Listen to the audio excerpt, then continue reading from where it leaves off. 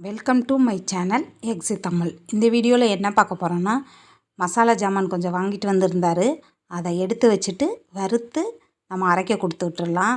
கொடுத்துட்டு ரொம்ப பழமையான ஒரு ஸ்டோர் ரூம் தான் பார்க்க போகிறோம்.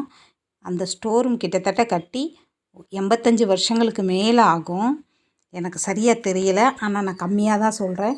அந்த ஸ்டோர் ரூம் தரையெல்லாம் மரத்திலே போட்டிருப்பாங்க. அதை பார்க்கும்போது எனக்கே ஃபஸ்ட்டு வரும்போது வியப்பாக தான் தெரிஞ்சுச்சு. இது எங்களோட ஸ்டோர் ரூமு தான். எங்கள் ஸ்டோர் ரூமை பார்த்து நிறைய பேர் பயப்படுவாங்க. மரக்கட்டையில் ஏறி நிற்கிற மாதிரி இருக்குது, இது விழுந்துருச்சுன்னா என்ன செய்கிறது அப்படின்னு சொல்லிட்டு பயப்படுவாங்க. அந்த ஸ்டோர் ரூம் எப்படி இருக்குதுன்னு பார்க்கலாம். வாங்கிட்டு வந்த பொருள் எல்லாமே கரெக்டாக இருந்துச்சு. இப்போ மிளகா வத்தலை மட்டும் எடுத்து கொஞ்சம் வெயிலில் மாடியில் காய வச்சிடலான்னு சொல்லிட்டு ஓப்பன் பண்ணி எடுத்து அதை மாடியில் காய வச்சாச்சு. வாங்க ஸ்டோர் ரூம் பார்க்கலாம். இதுதான் எங்கள் ஸ்டோர் ரூம். ரொம்ப பழமையான ஸ்டோர் ரூம். கீழே தரையெல்லாம் பாருங்கவே மரத்தால் அறுத்தறுத்து ஒவ்வொரு பீஸாக தான் போட்டிருப்பாங்க. மேலேருந்து கீழே பார்த்தா ரூம் எல்லாமே தெரியும். கொஞ்சம் தேங்காய், கொஞ்சம் யூஸ் பண்ணாத பொருட்கள் எல்லாம் மேலே போட்டு வச்சுருக்கோம். கொஞ்சம் மண் சவரெலாம் இடிஞ்சிருக்கு பாருங்கள். வெளியில் சிமெண்ட்டில் பூசியிருக்காங்க, உள்ளே எல்லாமே மண்ணுச்சவர் தான். மண்ணுச்சவர், மரத்தால் ஆன தரை தான் போட்டிருக்காங்க. ரொம்ப பழமையான வீடு. நிறைய திங்ஸ் அப்பாவோ கல்யாணத்தப்போ வாங்கி கொடுத்துருந்தாங்க. அதெல்லாம் இந்த ஸ்டோர் ரூமில் தான் போட்டிருந்தோம். இப்போ மசாலா பொடி அரைக்கிறதுக்காக ஒரு தூக்குவாளி எடுக்கலான்னு சொல்லிட்டு ஒவ்வொரு சாக்காக அவுத்து தேடி பார்த்துக்கிட்டு இருந்தேன். நிறைய திங்ஸு வேஸ்ட்டாக தான் இருக்குது யூஸ் பண்ணாமல். கல்யாணத்தப்போ தேவையானது மட்டும் வாங்காமல் அப்பா நிறைய பொருட்கள் வாங்கி கொடுத்துட்டாங்க. இதெல்லாம் பித்தாளையில் இட்லி சட்டி அப்படின்னு சொல்லிட்டு நிறைய சில்வர் ஐட்டம் அந்த மாதிரியெல்லாம் வாங்கி கொடுத்துட்டாங்க. அப்போ தான் எனக்கு தோணுச்சு, நம்மளும் பொம்பளை பிள்ளை வச்சுருக்கோமே, நம்மளும் இந்த மாதிரி தானே சீர் செய்யணும் அப்படின்னு சொல்லிட்டு. அதை அப்பா பட்ட கஷ்டம், என் கல்யாணத்தப்போ அப்பா பட்ட கஷ்டம்லாம் என் கண்ணு முன்னாடி வந்துட்டு போச்சு இந்த பாத்திரங்களை பார்க்கும்போது. ஒரு வழியாக வாளியை தேடிட்டேன். வாளியை தேடி எடுத்தாச்சு. இதுதான் நம்ம தேடின வாளி. இந்த சின்ன வாளி கிடையாது, கீழே இருக்க பெரிய வாளி. அதுதான் எதுக்கோ எடுத்து ஒரு டைம் யூஸ் பண்ணிவிட்டு அப்படியே உள்ள சாக்கில் போட்டு வச்சது தான்.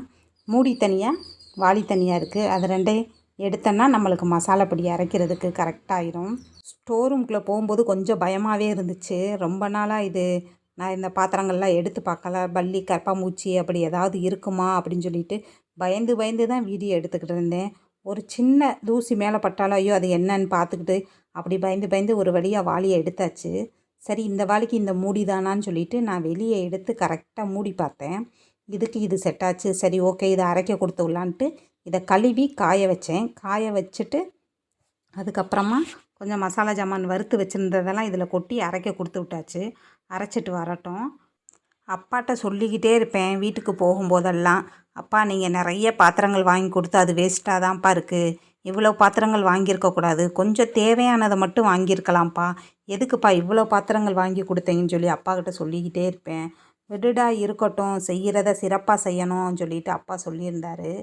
அந்த பொருள் யூஸ் ஆனால் பரவாயில்ல, யூஸ் இல்லாமல் இப்போ கிட்டத்தட்ட 8 வருஷமாக அந்த பொருள் யூஸ் பண்ணாமல் இருந்திருந்தேன்.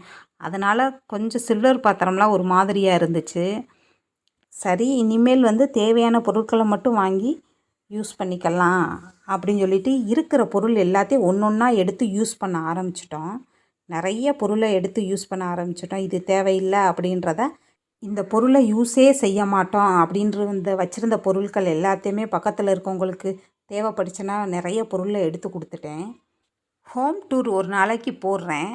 ரொம்ப பழமையான வீடு. மாடிப்படியெல்லாம் மரத்திலே இருக்கும். அதெல்லாம் பார்த்துட்டு நிறைய பேர் படியில் ஏறவே எங்களுக்கு பயமாக இருக்குது அப்படி சொல்லுவாங்க. எனக்கும் வந்த புதுசில் கொஞ்சம் பயமாக தான் இருந்துச்சு. அப்புறம் படியில் ஏறி சர்வீஸ் ஆயிடுச்சு. மாடிப்படி மரத்தில் தான் இருக்கும். ரூமுக்கு மாடி ஸ்டோர் ரூம் மரத்தில் தான் இருக்கும். கொஞ்சம் வித்தியாசமாக இருக்கும். கொஞ்சம் மட்டும் நாங்கள் வீடை ஆல்ட்ரேஷன் பண்ணியிருப்போம். சிமெண்ட்டு தரையாக இருந்தது, அதெல்லாம் உடச்சிட்டு கொஞ்சம் டைல்ஸ் போட்டிருப்போம். வீட்டுக்கு பெயிண்ட் அடிச்சிருப்போம். மற்றபடி மற்ற எல்லா திங்ஸும் அப்படியே மரத்தால் தான் இருக்கும். ஹோம் டூர் போடவான்னு சொல்லி கீழே கமெண்ட்டில் சொல்லுங்கள். போடுவோமா வேணாமான்ட்டு ஒரே குழப்பமாக இருக்குது. பொடியும் அரைச்சிட்டு வீட்டுக்கு கொண்டு வந்தாச்சு. இதோட நம்ம வீடியோ முடியுது. இந்த வீடியோ உங்களுக்கு பிடிச்சிருந்தா நம்ம சேனல் லைக் பண்ணுங்கள், சப்ஸ்கிரைப் பண்ணுங்கள். தேங்க்யூ.